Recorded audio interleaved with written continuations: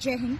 हेमलता सनातनी का आप सबको नमस्कार। एक बहुत ही गंभीर विषय को लेकर मैं आज सबके सामने यहाँ पर उपस्थित हुई हूँ। What I feel it's an important topic and everybody should analysis on this particular point. आज हमें सबको विश्लेषण करना चाहिए कि ये जो बहुत बड़ी साजिश के तहत ये जो फैलाया जा रहा है सनातन संस्कृति को, ये अपमान किया जा रहा है, उसकी साजिश के तहत उसको खत्म करने का प्रयास किया जा रहा है, कुप्रयास ऐसा हो रहा है। इसके पीछे क्या कारण है, इसके पीछे कौन लोग हैं, आखिर ये क्रिप्टो इस्लामिक के तहत हमारे साथ में क्या साजिश की जा रही है। हाँ, मैं बात कर रही हूँ आज उन पाखंडी जो अपने आप में सनातन के ये गुरु बन रहे हैं, धर्मगुरु बन रहे हैं और हमारे सनातन के सच्चे सन्यासियों को, साधुओं को ये बदनाम कर रहे हैं।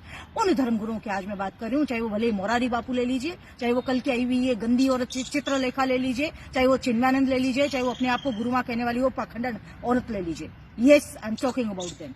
इनको ये किसने अधिकार दिया है कि व्यास गद्दी जैसी पवित्र जगह पर बैठकर और सनातन संस्कृति का अपमान करें? ये खाते हैं भगवान राम के नाम पर, ये खाते हैं भगवत गीता के नाम पर और ये पाठ करते हैं और गुणगान करते हैं दूसरे धर्मों का। इनको जरा बहुत भी लज्जा नहीं आती?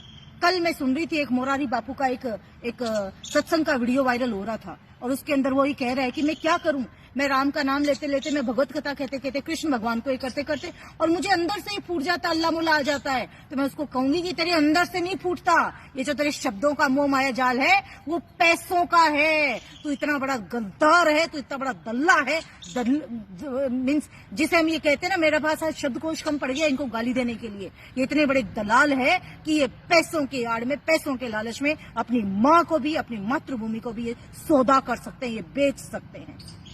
मैं आज उसको कहना चाहूंगी उन तमाम साधु संतों को जो धर्म का नाश कर रहे हैं, कि जिनके अंदर से ये शब्द फूटते हैं, दूसरे धर्मों का प्रचार करने का या उनको प्रेरणा मिलती है। मैं उनसे कहना चाहूंगी कि जब कश्मीर में लाखों हिंदुओं के साथ में बर्बरता की गई थी, उनको निकाला था, माँ बहन बच्चों के साथ में ज्यादती हुई थी, उनको नंगा कर करके चौराहे पे उनकी बोली लगाई गई थी, तब तुम्हारे हृदय से, तुम्हारे मन से ये नहीं फूटा कि तुम्हें कुछ बोलना चाहिए? जब बंगाल के अंदर सरेआम हिंदुओं को जलाया जा रहा है, वहां पर उनके घरों को जलाया जा रहा है, वहां पे निकाला जा रहा है हिंदुओं को, तब तुम्हारे मन से ये फूटता नहीं है कि मुझे कुछ बोलना चाहिए? जब तुम्हारे नाक के नीचे सैकड़े हिंदू गांव, पूरा के पूरे एरिया आज हिंदू विहीन हो गए हैं, तब तुम्हारे शब्द से, तुम्हारे अंदर से ये नहीं आता कि मुझे कुछ बोलना चाहिए? जब हमारे धर्म के प्रतीक, हमारे साधु सन्यासियों का मॉब लिंचिंग की जाती है, उनको घेर के मारा जाता है निर्दोष लोगों को, तब तुम्हारे मन से ये नहीं फूटता कि मुझे कुछ बोलना चाहिए? जो आज तुम ये बोलने लग गए कि दूसरे धर्मों का प्रचार कर रहे हैं, ये जो तुम्हारे क्रिप्टो इस्लामीकरण के लिए जो तुमने पैसा लिया है, जो तुम्हारे पास में अरब से ये करोड़ों रुपए का फंड आ रहे हैं, बड़े बड़े लाखों करोड़ों के तुम पंडाल सजा के, लाखों हिंदुओं को बुला के जो तुम परोस रहे हो, जो तुम दिमागी रूप से उनका धर्मांतरण करवा रहे हो, भारत में मैं बता रही हूँ कि ये सनातन समाज तुम्हें बख्शने वाला नहीं है। आज मैं दूसरी बात करती हूँ उस चित्रलेखा की, जो ये कहती है कि भगवत गीता का पाठ करते करते अजान अगर सुनो तो उसको रोक दो, बंद कर दो भगवत गीता को और अजान, उसको प्रणाम करो अल्लाह को। अरे तुम्हें ये किसने ठेका दिया भाई धर्म का?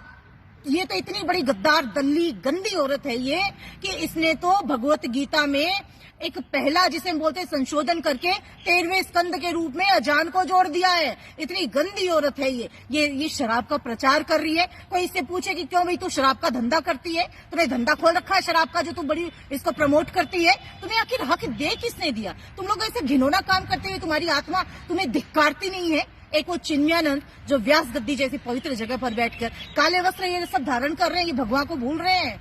ये काले वस्त्र धारण करते हैं, वहां पे मुजरा के गीत गा रहे हैं, वो फिल्मी धुनों पे ठुमके लगवा रहे हैं और वहां पर वो हमारी आने वाली पीढ़ियों की, हमारे युवाओं की, हमारी औरतों की वो जो मानसिकता चेंज कर रहे हैं, वो क्रिप्टो इस्लामीकरण का ये पाठ पढ़ा रहे हैं। वो शायद भूल गए कि जहां जहां सनातनी कम हुए वहां अलगाववाद की स्थिति आ गई है। कश्मीर में क्यों अलगाववाद की स्थिति आई है भाई? ये गुजरात में तो नहीं आई है, राजस्थान में तो नहीं आई है, या जहां जहां हिंदू बहुसंख्यक है वहां तो नहीं आई है। तो ये जो इतनी बड़ी साजिश है, हिंदू समाज को समझनी पड़ेगी, इन लोगों का बहिष्कार करना पड़ेगा।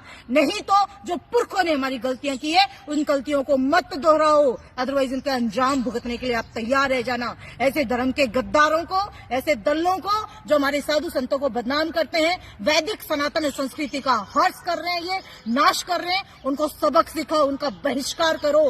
और एक बात और इम्पोर्टेंट कह रही हूं मैं, कल मैंने एक कमेंट किया था इन्हीं लोगों के ऊपर। तो मुझे फेसबुक से ब्लॉक कर दिया गया 24 घंटे के लिए। इनकी बकायदा एक टीम सक्रिय है कि जहां जहां अगर कोई हिंदू अपने पक्ष की बात रखे उसको ब्लॉक करवा दिया जाए, क्योंकि पता है कि हिंदू तो मरा पड़ा है, सोया पड़ा है, उसके अंतरात्मा जाग नहीं रही है। अतः आज आपको कसम है, आपको अपने धर्म की कसम दिलवाती हूँ कि ऐसे लोगों का बहिष्कार करना, और ये वीडियो रुकना नहीं चाहिए। जितना ज्यादा हो सके शेयर करो। ये हो सकता है मेरी आईडी को ब्लॉक करे, लेकिन अगर ये लाखों करोड़ों की तादाद में गया तो कोई आईडी ब्लॉक नहीं होगी। अतः इस वीडियो को रोके नहीं, और मैं चाहती हूँ कि उन्हें दल्लों तक ये मेरी आवाज जाए, ताकि वो अपनी औकात में रहें और वैदिक सनातन सभ्यता को बदनाम करने की, बर्बाद करने की साजिश ना करें। अगर उनको पैसों की इतनी भूख है, अरब से आया हुआ पैसों की इतनी है, तो अपनी माँ बहन बेटियों को आगे करने में भी वो शर्माते नहीं है। इतने गद्दार लोग हैं, उनका बहिष्कार करना है, ये तय आपको करना है। अदरवाइज नतीजा भुगतने के लिए आप तैयार रहें। धन्यवाद। जय हिंद, जय भारत।